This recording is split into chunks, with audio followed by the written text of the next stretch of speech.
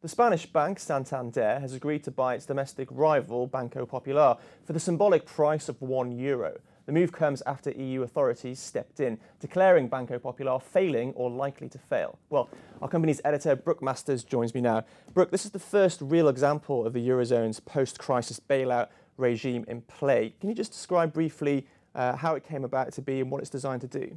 Well, back in 2012, in the height of the Eurozone crisis, there were a series of bank rescues that were handled on a national level. There were some Greek ones, Spain had one of its own with Bankia, and they were, to put it mildly, disorganized, and it scared the heck out of the market and spread contagion. So they set up what is known as the single supervisory mechanism, which is in Germany, but it covers the entire Eurozone, and they supervise all the big banks. And that's who declared Banco Popular to be failing or about to fail. They also set up the single resolution mechanism to deal with a bank that had that problem. And the single resolution mechanism has the power to say that shareholders are wiped out and certain levels of bondholders are wiped out, and then they're able to sell the bank. And they're the ones who did that in this case. So in this case, junior bondholders, for the first time, have been completely wiped out, and the bank has been transferred over to Santander. Now, you mentioned contagion. Do you think this move addresses any concern that there might have been about the European bank regulations' appetite to prevent contagion occurring? Certainly helps. I mean, it says they can act. It should be noted, however, that Italy's long-running banking crisis is still going on.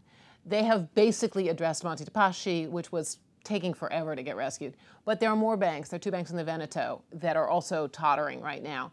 And I think it would be much more reassuring to the market if those banks are also addressed. But certainly this shows it can be done, and that is a great test case for the concern of contagion. It's not so great for the bondholders who got wiped out, of course.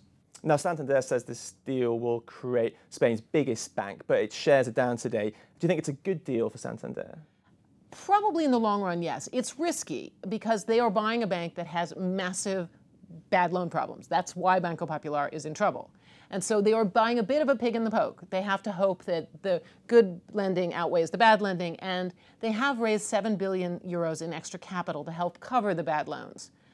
You know, the good thing for Santander is they were somewhat underexposed to Spain, which at the moment is a recovering economy and doing very well. And so now they're going to get Banco Popular's small and medium enterprise lending business, which is considered the jewel of its crown. They'll get that for nothing, basically. Okay, Brooke, thanks very much.